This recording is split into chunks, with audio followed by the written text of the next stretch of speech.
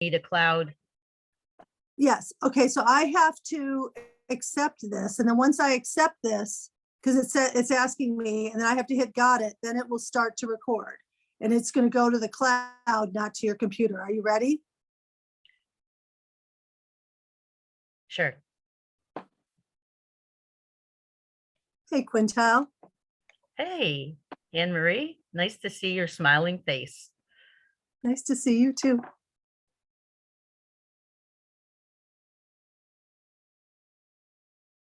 I think we are recording. So ready to start? Sure. Okay.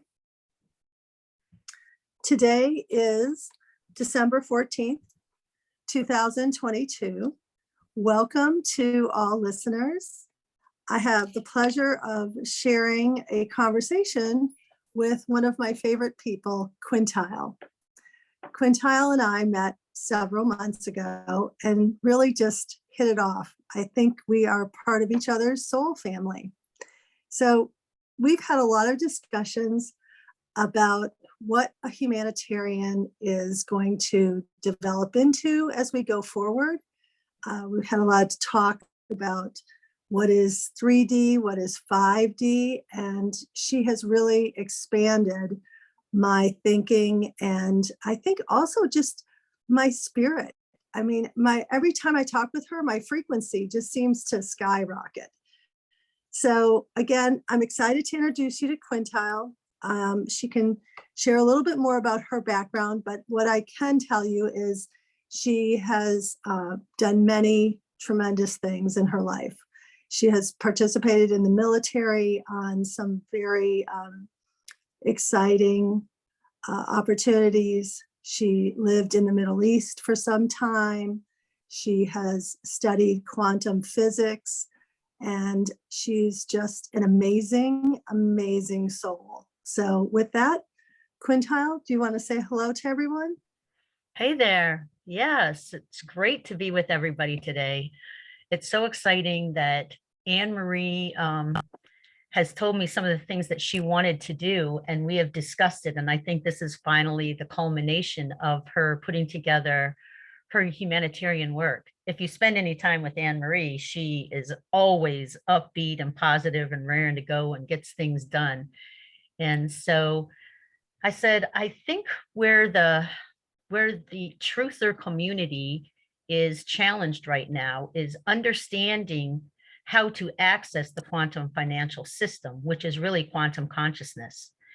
So I try to help people kind of refine what that is. I have had revelations of the fifth dimension for decades, but then have seen it very precisely over the last, well, since about 2015.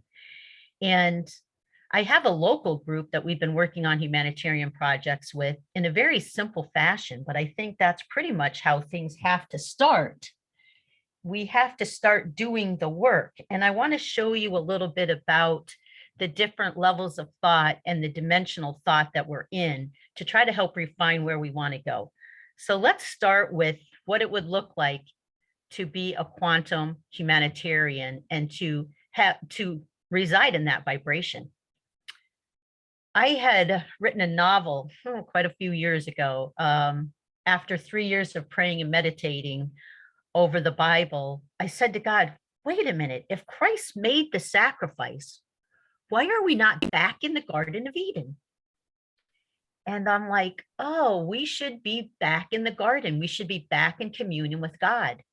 So a quantum humanitarian would be able to know that we have unlimited access to God's abundance, the creator's abundance, that we are creators ourselves, that we could give without thought of any return.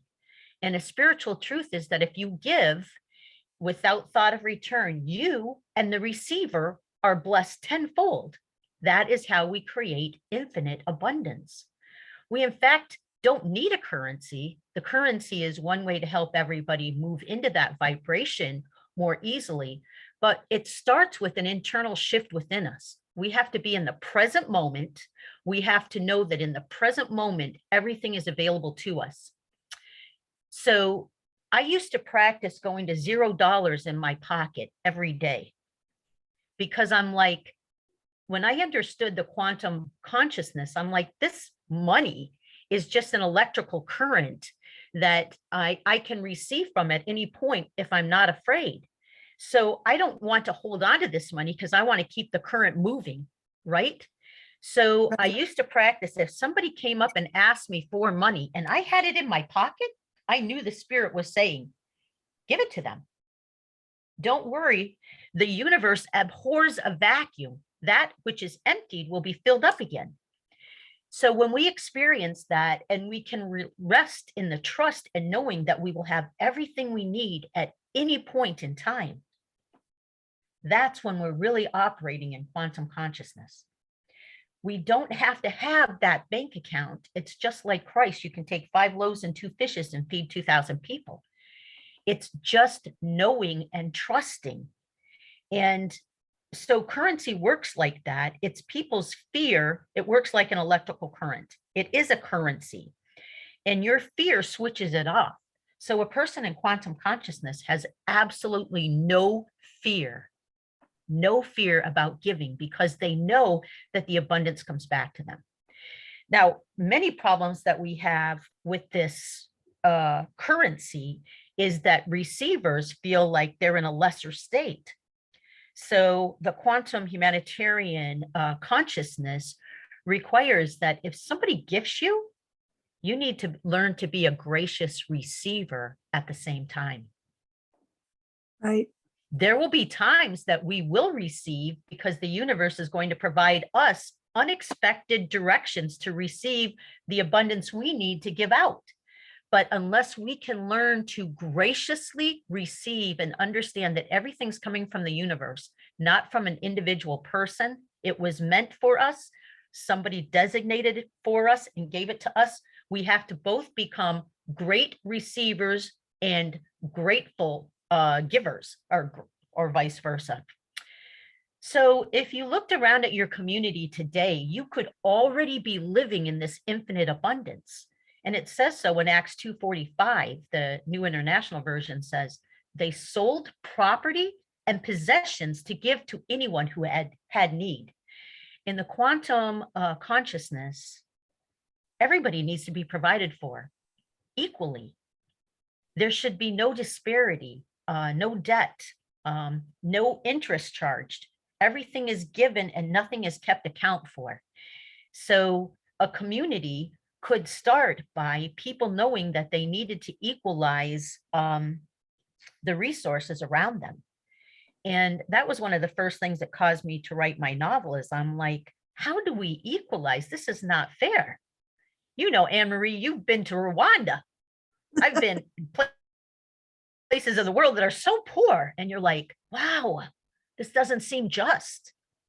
Right. It's tough. It's tough to see, injustice and inequitability, not just in other countries, although I've been able to go to many.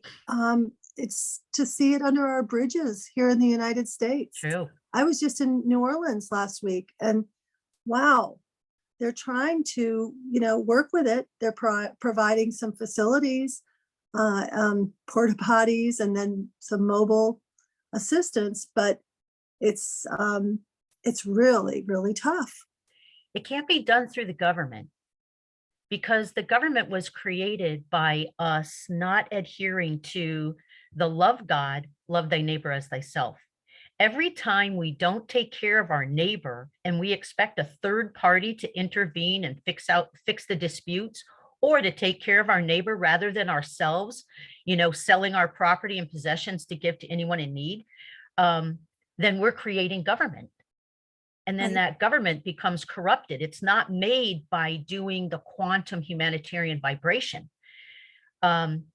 So there's a whole learning curve here to trust. And we're going to talk about some ways that we can know that we're moving into quantum consciousness. But quantum consciousness is Christ consciousness.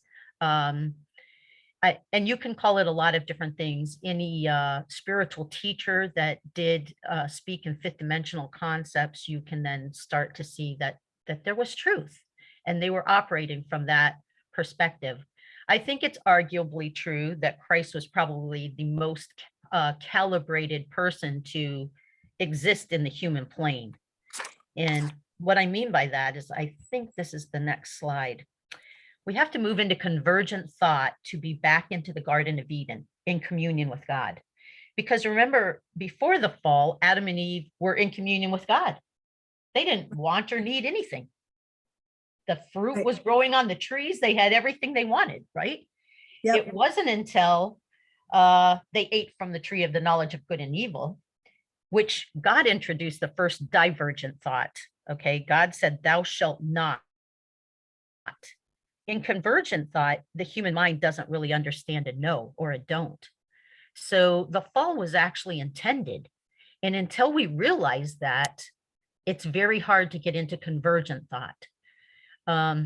So we have to think like we're back in the garden. We have to change this present moment and decide that it's possible for us to reside in the garden. It's always been possible. And Right. the way to do that is to have utter trust in God within us, not without us. We can't worship Christ and be Christ-like. Christ Wow. would not say he's a Christian if he walked today. Okay, he does walk today, actually. He walks all the time. But he wouldn't want us to worship him. He said we would do greater things than he. That's part of convergent thought, is to realize that God is within you, to remember your soul, to remember your inheritance is the Garden of Eden. So when we talk about the year of Jubilee and everybody's debts being erased, that should take us back into the garden where we're in communion with God. And we're in singularity, where infinite abundance and miracles occur. And we ourselves are in creator mode. We were made in the image of God.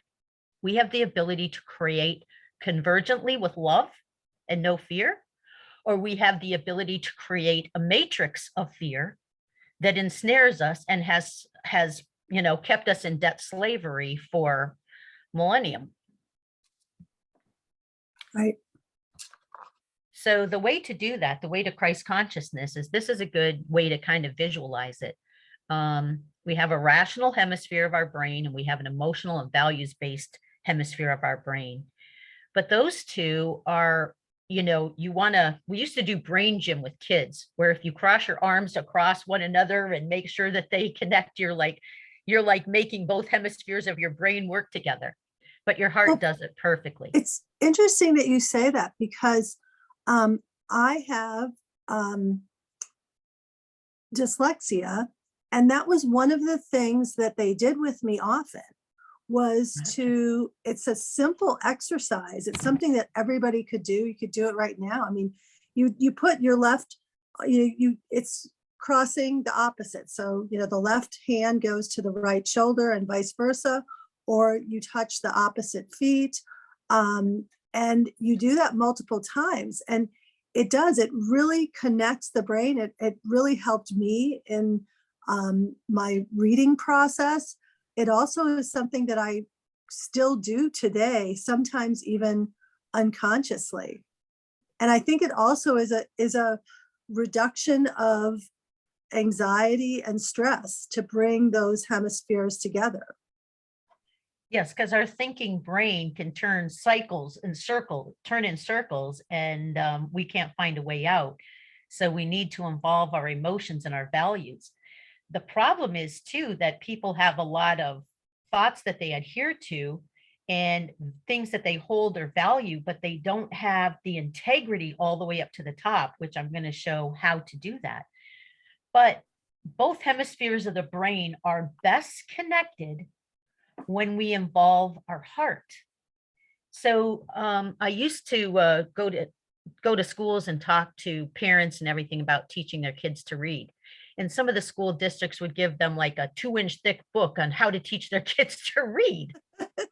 I'm like, wait a minute. Let me tell you something really, really simple about kids. When you sit down with them and read, they are feeling the love of their heart. And that is what opens the brain to learn. And it's like magic. They will suddenly find themselves reading. Don't break it down. keep the integrity, because we can use 100% of our brain and know all things. You have an unction from the Holy One. You can know all things. If you start with the heart and show love, and then you help people merge both sides of their brain to work together. And today they call it hemisync. But when I wrote my novel back in the day, they weren't even talking about it. Neuroscientists hadn't even discovered the fifth dimensional brain yet, which is called the neocortex brain of radical gratitude. So if we simply start with the heart, then we actually bring the full power of the brain together. And the synergy between the heart and both hemispheres of the brain allows us to achieve that 100% use of our brain where miracles happen. That is awesome. And I know that there's actually music that's out there that's called hemisync. Right. And I think one of our mutual friends on a Telegram channel, it's a Majestic 12 Hub. He posts a lot of that music. And I know right now, a lot of people are experiencing anxiety, fatigue.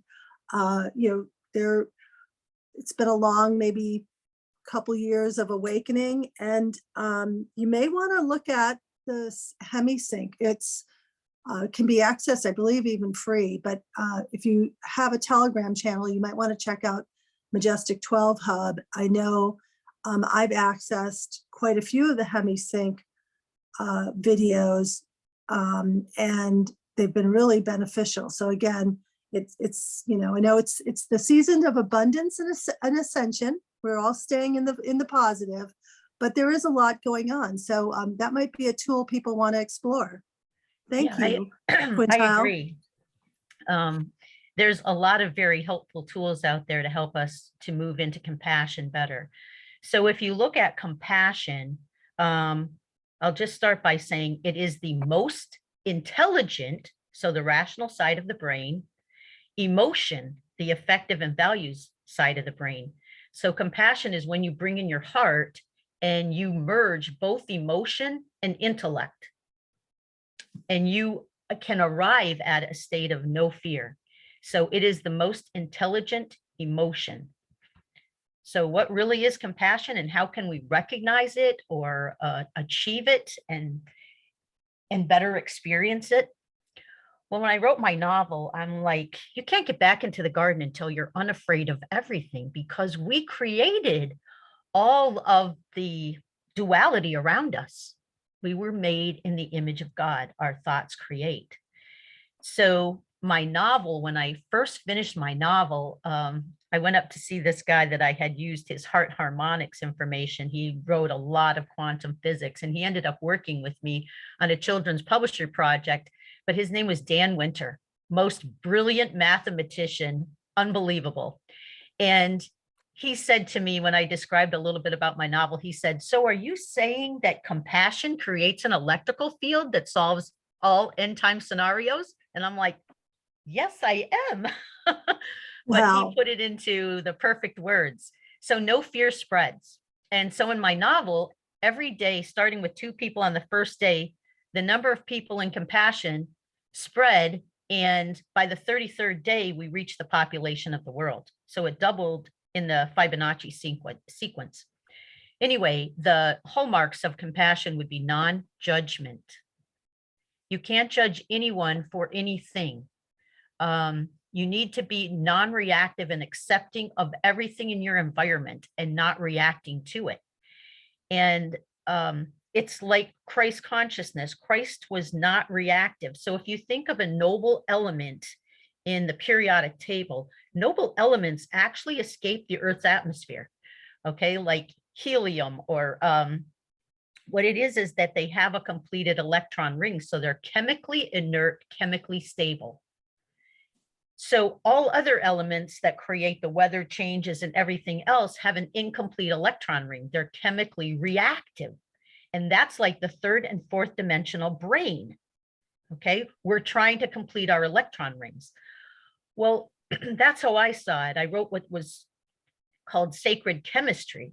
So if we had a completed electron ring, we would not react to anything. And that would allow for the ascension out of the third dimensional matrix and into the new heaven and new earth. But it starts with being non-judgmental. You can't judge anything coming at you because the world, the earth, the universe is a perfect biofeedback loop. So when you see your karma coming at you, you need to not react to it and just go, oh, that's my karma, and keep moving on. It's also coherent emotion. So there are no interfering waves, and all the waves are collapsed into unity. So all these narratives that Q talks about, right? All these varying narratives have to be collapsed down into one truth for us to come into unity. It's also unconditional love, but it's prescriptive thought. So to know when you're operating in compassion and no fear is to not look around and see what is in the physical reality, because the physical reality is not the truth. The physical reality is a result of our thoughts. So the way to change the physical reality is through prescriptive thought. We need to see things as they should be, not as they are. We are the lens of God helping to change the reality of the world. So we should already see the change within our own minds and start to move on those prescriptive thoughts of what should be, and everyone else will follow. I had a vision about this same time when I was writing shortly, maybe before I started to write my novel, actually.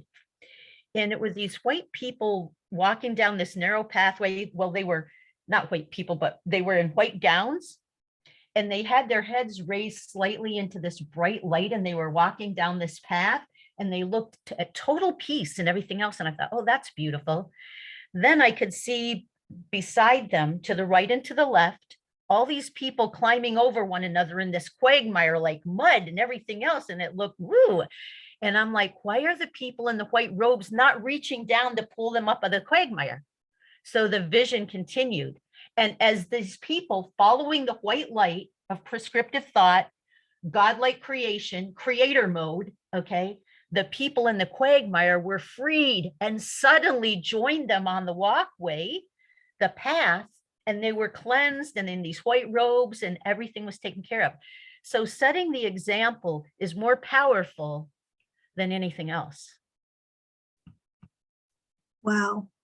It reminds me of what you had shared another time where if you have a tuning fork that is at a higher frequency and a second tuning fork that's at a lower frequency, the higher one will not match the lower frequency. The lower frequency tuning fork will stretch itself and join and start to do the frequency of the higher tuning fork.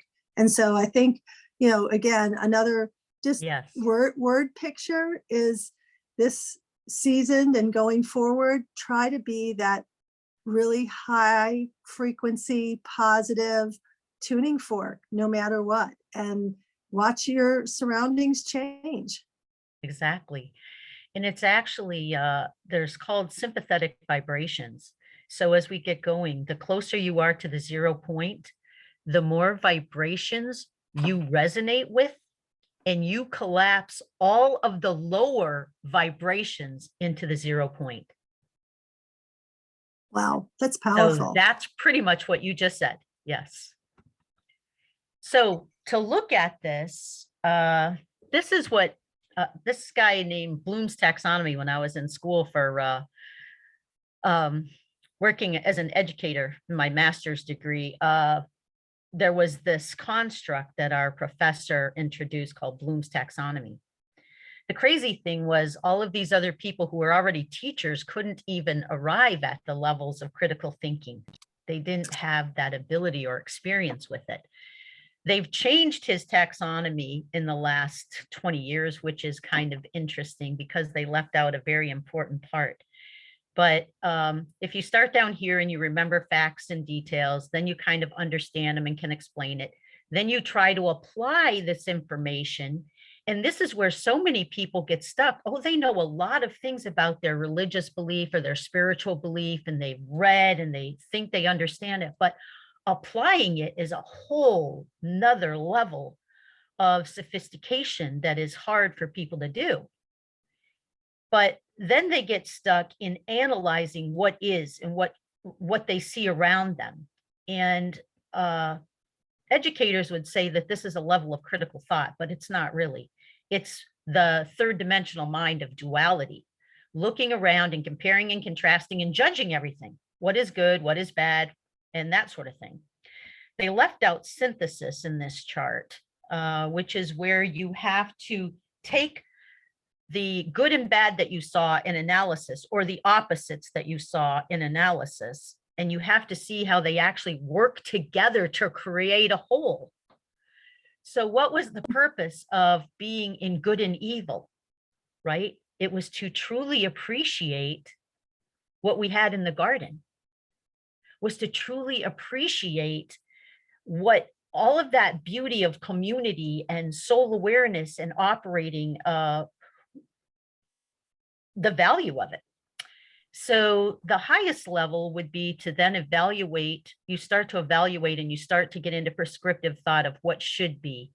They did add this one because I call it proactive strategies, right? They called it create, which I like. This is where you know that you're the creator. They won't tell you this in school, but this is, if you use this construct, you are the creator and you are creating what should be.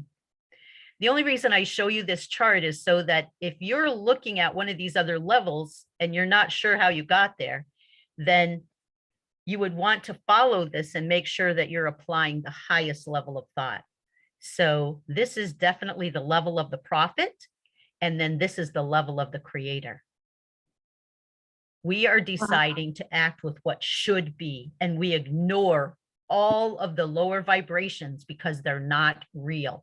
We have the ability to collapse those vibrations into the quantum field and ascend together collectively by holding onto that vibration. And just like you said with the tuning forks, if we stay up in the higher vibration, everybody will join us. Right. Exactly. It also leads into, if I may add, Sure.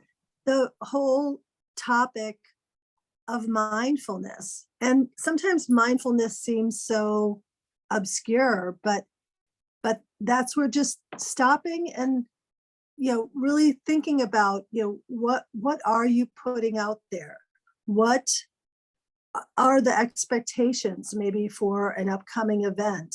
And how can you reframe that? Because we're each so powerful that if we just pull back and say, no, I'm not going to think that this is a tedious event or this is whatever, get out of judgment and just be like, I'm going to just have a great time. I'm going to find the most interesting person in the room to talk to, and just watch how simple thought changes can manifest, you know, in big and small ways.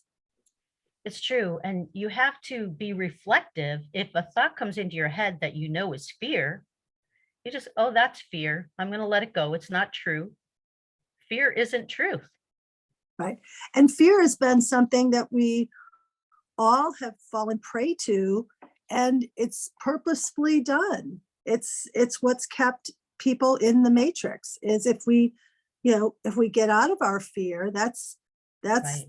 The others, you know, duality's biggest fear is us realizing how powerful we are, how much control we have, and how intentionally we can live. That's right. And unfortunately, fear creates its own vibration that is shared too. And so people who are in the matrix, you know, are stuck in it because the fear sells, and then they can find in your conscious mind, your conscious mind is the double-minded man who's unstable in all his ways. He wants more information, but the more information he has, the more fear he has. And less information can be far more helpful. So it was hard to put too much information into this presentation because that's not the point of it. But in contrast to convergent thought, just look at divergent thought. You were creating, as a creator, even though you didn't realize, you thought it was happening to you. Somebody was doing this to you, but you were creating. At the 0 point, we're in alignment with intentionality, mindfulness, present moment, infinite abundance. But when the mind of man, our physical nature, picks up an idea that it wants to adhere to, we give it a value. So on this, I just showed marriage, because most baby boomers, that was their ideal reality, is everybody should marry once for life. And of course, the Bible does say two shall become one. Okay, that's how we get out of duality, right? Is if we work through our karma, then the two operate in sync and there's no karma there anymore. But when we first start out in a relationship, we decide, okay, we're going to marry once for life. Everybody marries once for life. And then our mind starts to go crazy because the universe doesn't work in linear time. And we create a value for marriage and monogamy of over here of a +10. But because you are a creator, you are creating in the absolute value. You are creating the +10 and the -10 at the same time. You are creating your own karmic fear because you're creating in duality.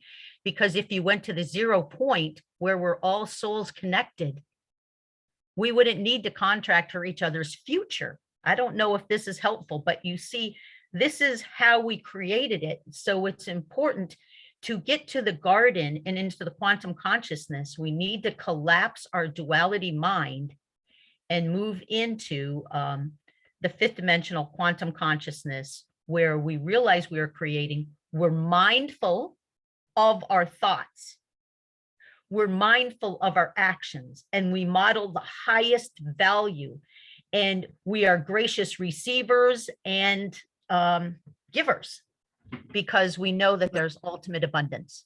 And if we do it the right way, our fear shuts off our ability to receive or our ability to give. Because in the fallen state, where we ate from the tree of the knowledge of good and evil, we imagined we could be cut off from source. We left the garden because all of a sudden we went into fear, and we couldn't be in the presence because we forgot that God is within us. So this is just a little bit of examples of ways that we can look at and understand. It's interesting that neuroscientists call the 3rd dimensional mind, well, they don't call it the 3rd dimension, but they say our lowest mind is the reptilian brain. It's the caveman brain, that everything is going to run out.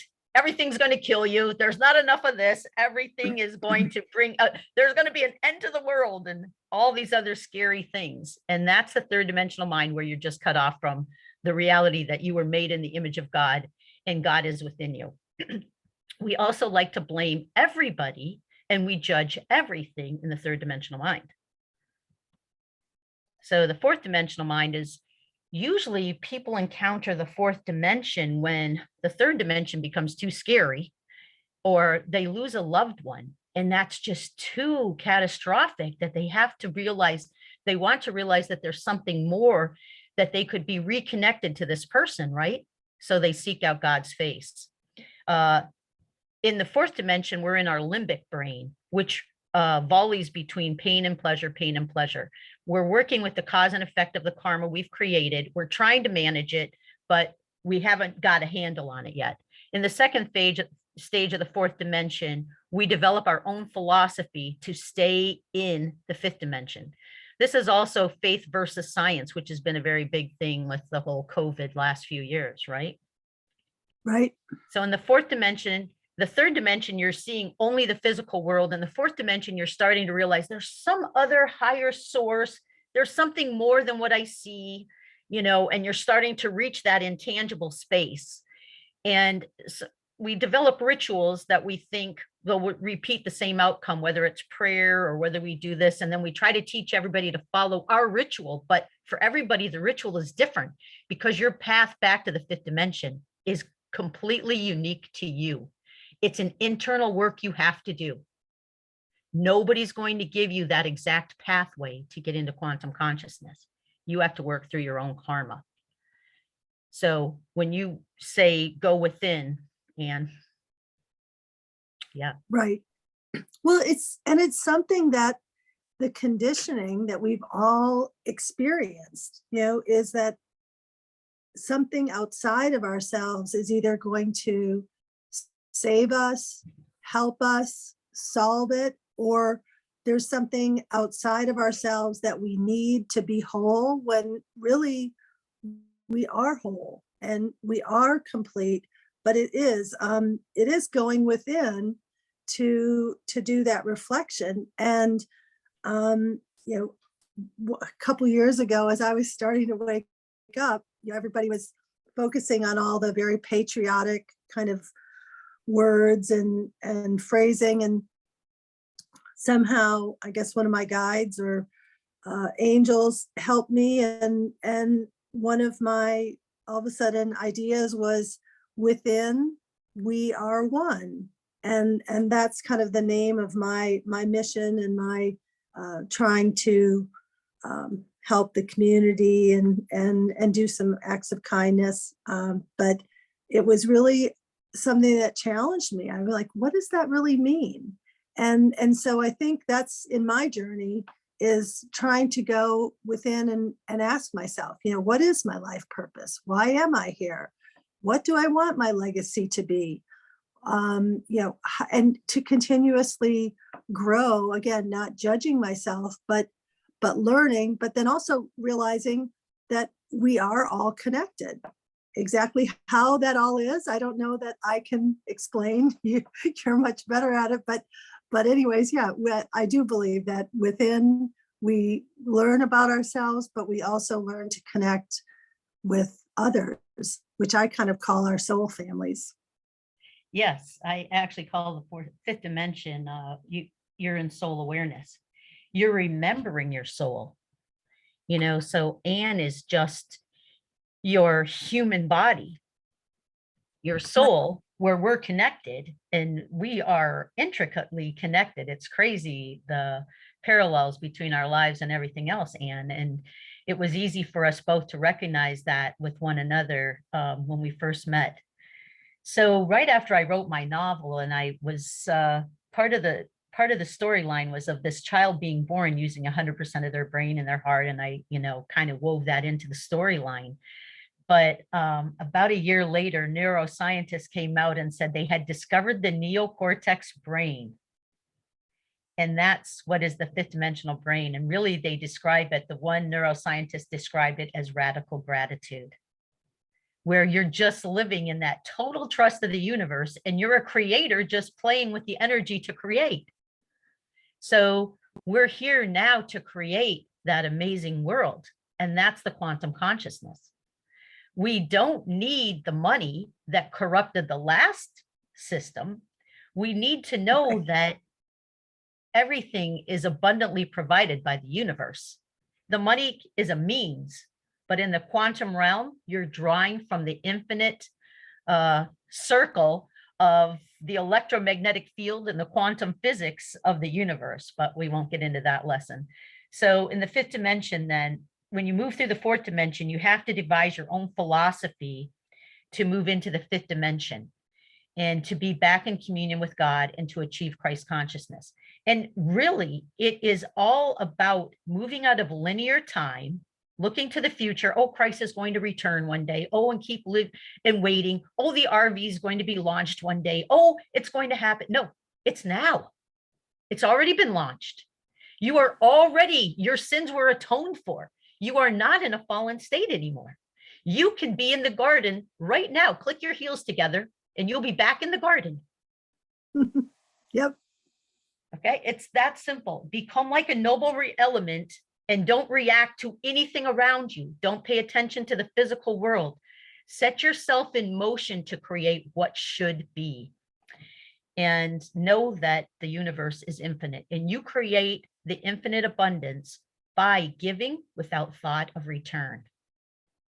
Giving your time, giving a resource, giving what you have, giving love, because it will be restored tenfold. And, if you've ever gardened and you know that one seed, all these seeds in one vegetable can create, a whole bunch more plants, that's the abundance that was set in motion that we have the ability to tap into. It's that simple. So when we can be back in the quantum consciousness in basically no time, when we start to move into convergent thought. Now, it's a little hard for people to accept things like past lives. I came into fifth dimensional understanding in a very serious way through astrology. And for most people, that's a very radical word, because somewhere it was used in the Bible once, and it's people can get their have a real stumbling block around that. That is the purpose of moving from divergent thought into convergent thought. My mom went to church all the time and had us in church as kids all the time. My dad never went to church. My dad said the out in nature was his temple. And he was a deeply spiritual man, like the indigenous tribes. He was 1/4 Indian, Native American, and French, but he lived a very different way in communion with God than my mom did. And I couldn't really appreciate it, but I grew up to understand it a lot better. And the comparison between both of them was the petri dish that allowed me to reconcile the polarity between one set of beliefs and another set of beliefs, and to see the similarity. And actually today, I follow God's natural law the way my dad felt it, more than I follow, all the Christian precepts. But that's what brought me to the awareness that I had, was following all of that. So there's a lot to be reconciled here to move into the higher consciousness. And we have to move from duality, divergent thought, into convergent thought, and then change the world around us. But you and I, we already see it as perfect. Right. Right. We do. And it's something that we're all here to help each other along this journey. And everybody has their brighter days. And we have to keep focusing on the fact that it's all good. It's all good. And if you're looking to increase your oxytocin, make sure and go and help someone. And it can be in all forms. It can be monetarily, and it could be spiritually. It can be as simple as letting someone go ahead of you in line or pass you in the car. Again, it's all about connecting with people and looking for the positive and staying out of fear. So, when we go first ahead. met, you were telling me about some of the things you wanted to do, and I was doing it in a very simple way in my community for the last 2 years. When COVID started and I saw everybody go into fear, I'm like, okay, I have to get to work.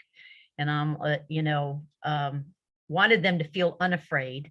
There's no such thing as a virus, okay? And a vaccine can't kill you either, by the way, okay? Both are just a physical fear, okay? And if you ask me, the fear of the virus or the fear of the vaccine, it's the same fear. So I told them, listen, yes, our government is corrupt, and I live in Michigan and it seems very corrupt, but I said, we can reverse that and minimize the government. We actually devolve the government. I know the military's out there doing some things, but it's internally that we devolve the government by loving thy neighbor as thyself, and then there is no need for a government. And we live in the quantum consciousness back in the Garden of Eden by just starting to do that. And so it's been really amazing to see the transformation around some of the people.